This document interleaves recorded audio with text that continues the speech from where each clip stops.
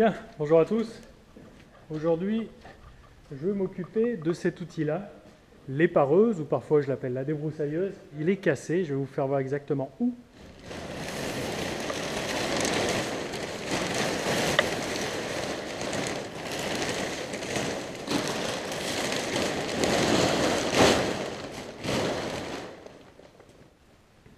Alors, il y a un endroit où il y a beaucoup d'efforts lorsque l'outil travaille et la mécanique et la ferraille est beaucoup sollicitée. Ça s'est dessoudé. Alors ça doit être par ici. Vous voyez que c'est juste là. Ici normalement, il n'y a pas de fissure. C'est un endroit où il y a plusieurs axes. C'est sur cet axe là qui est dessoudé, cassé, où il y a l'articulation du rotor. Ici, c'est l'axe sur lequel vient tourner l'ensemble. On peut le mettre horizontal comme là, en plein travail, mais aussi vertical. Donc c'est très sollicité. Et ici, donc, il faut que j'entame un démontage pour pouvoir le réparer.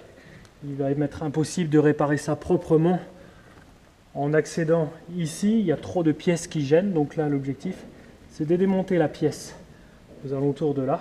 Donc là, chose à laquelle il faut que je sois prudente, c'est que l'outil est quand même en équilibre. Ça se détèle de manière un petit peu précaire. Il y a trois points d'appui là-bas au niveau du châssis. Donc ça bouge pas trop. Voilà, là où ici il y a du poids, il y a surtout le poids du rotor. Donc lui aussi il fait appui et se charge de la stabilité de l'engin une fois qu'il est dételé. Le poids est surtout sur cet axe-là, le poids de l'ensemble du bras s'appuie ici.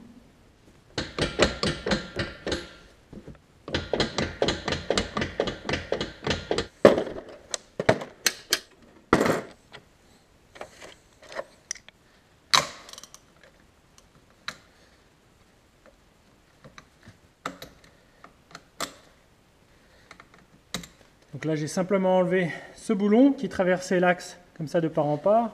Maintenant, il n'y a plus qu'à enlever le gros axe en bout de vérin. Je vais pousser de l'autre côté.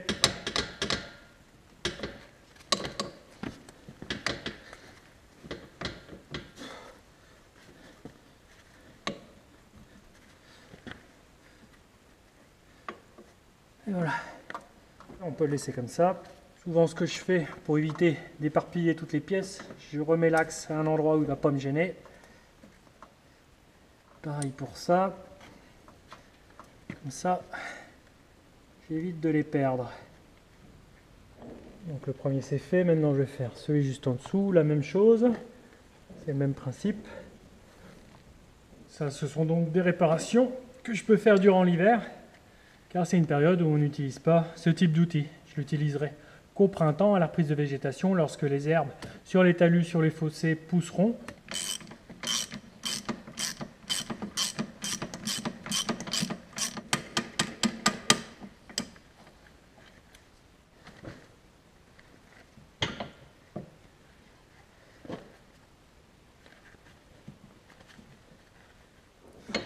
Voilà.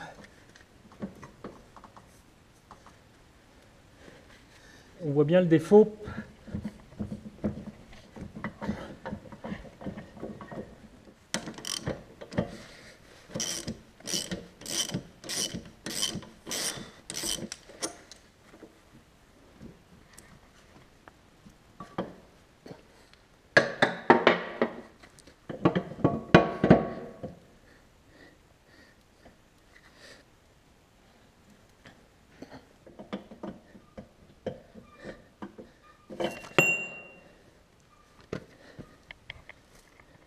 Et voilà la pièce en défaut.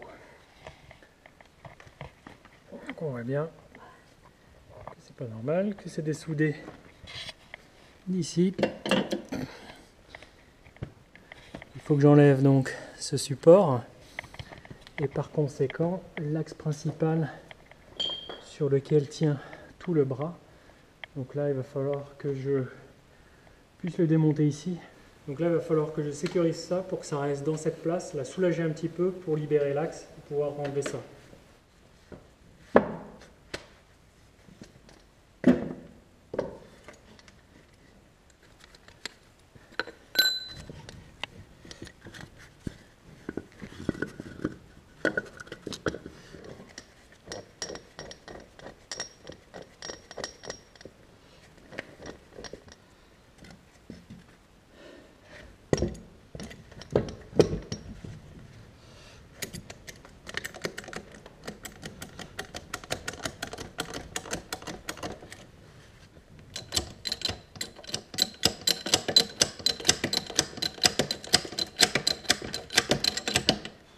J'ai trouvé le point d'équilibre. Je soulève suffisamment ici avec le cri pour pouvoir libérer et enlever le poids de l'axe là.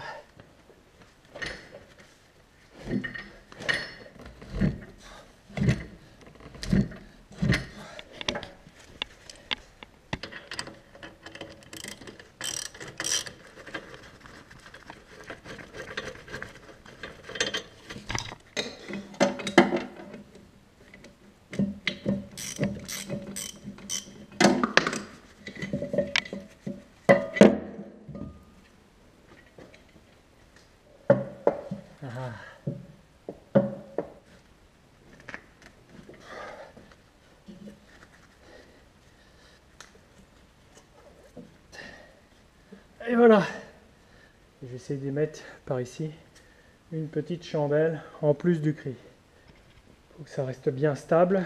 Il peut arriver que le cri, l'hydraulique, s'écrase un petit peu et que l'ensemble descende. Voilà, le travail va être de solidariser tout ça et que cet axe soit solidement soudé. Voilà, ça c'est un travail qu'on va pouvoir faire à l'abri, en atelier et au sec. Mais ça je vais le laisser faire à mon paternel, il est plus doué que moi pour ses travaux de soudure.